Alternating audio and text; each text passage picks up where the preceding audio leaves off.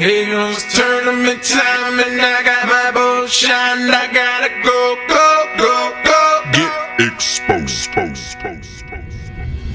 Get the boat, man, it's time to go. Grab your baits and fishing poles. Fill the tank and then hit the road till you're in that fishing hole. Made up my mind, I'm no weekend warrior, I'm a pro. Fishing professional, and when I'm fishing, man, my goal is to win. I won't stop until I'm in that circle with legends like Rick Clunner, Kevin Van Dam. I got that ski Reese, I got that carrot stick. Man, if y'all see me on the lake, better make way and pray my motor quits, cause I won't. We're here with Mark Reinbott, second place in the pros. How you going, Mark? Yeah, mate, really good. Had a great day. You've been fishing pretty consistently. You've done a couple of our tournaments and always around the top 10-ish. You like this dam, don't you? Yeah, mate, I live only an hour and a bit from the dam, so I get here as much as I can. It's a great place to bring my little girl. She can fish up a storm, so yeah, it's a good dam. You get to know it a bit. Took a long time. I've come here a lot of times and gone home with no fish or 2 rats from a day, you know. Yep. So let's talk about how you caught them. I heard you were long lining. It's a very interesting technique. I like innovation. It's one thing we try and support at Bass Nation is innovation and always thinking outside the square a little bit. And we heard you long line. How'd you do it? Yeah, mate, these fish that are they're not really sitting on the bottom, they're suspended. And suspended fish in Somerset are notoriously hard to get to activate. And what we can see is that the people who are trolling around, like the ma and pa out for a troll, catch a fish, are catching fish, and we're not catching fish. So there's some reason, and I've, reading a bit of bass fishing stuff, realised that there's a technique called long lining. So what we do is, because we're only allowed to cast and retrieve, okay, you're not allowed to put any action into the lure with your boat.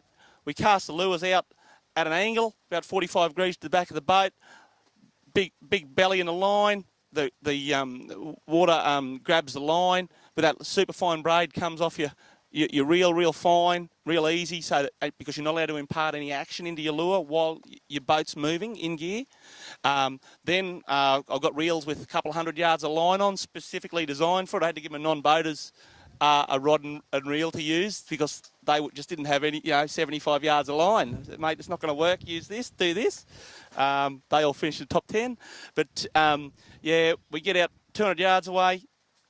I turn the motor off. I press a spot lock on the electric. As soon as the electric turns around and the boat starts going backwards, we put our reels in gear and start to wind. We retrieve quite quickly because trollers are obviously doing about 2 knots.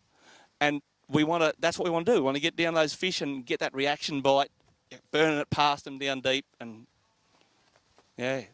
Okay, so what sort of lure are you using? Jackal muscle deep 2.5 most of the time at the moment, just because the depth they're at. It actually doesn't dive to 2.5, it dives to 25 to 27 feet on a long line. But if you cast it, it only does really 12 to 15. So yeah, in AU colour is the gun.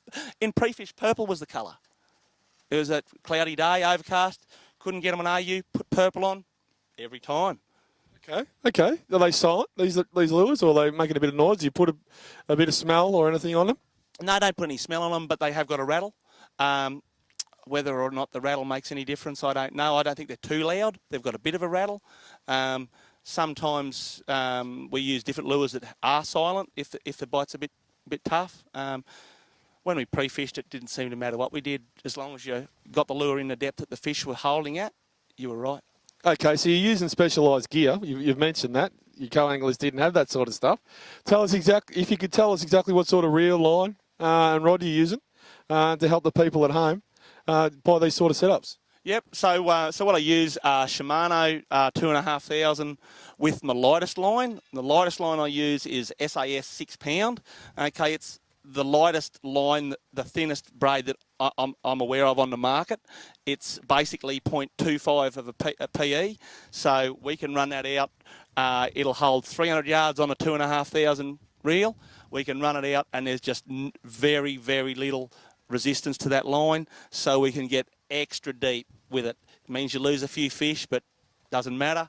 Then I go up to 8 pound SAS braid. Again, it's about equivalent to 1 to 2 pound fire line. Really fine, but really strong. Breaks at 10 pound with an 8 pound leader on it.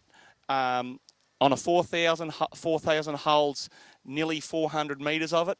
I got one reel with 450 metres of SAS 8-pound on it, and I can just log glide all day with it. Then another 4,000 with 12-pound SAS braid. Again, it's about the same diameter as between about 3-pound fire line. Yeah, the difference between those two lines, the three different lines, gives you about 6 feet variability with the same lure. So you can really pinpoint the fish on the thermocline that they're sitting on. So just by using the line, you change the depth. That's fantastic. That's great information. And for people at home to use that, you know, that's really good inside information. You got anyone you want to thank?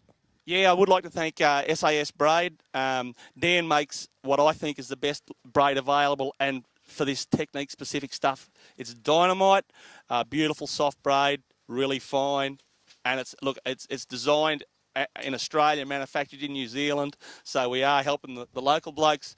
And I'd really like to thank Yamiga Rods, because they make the lightest, most sensitive rods that I've ever used.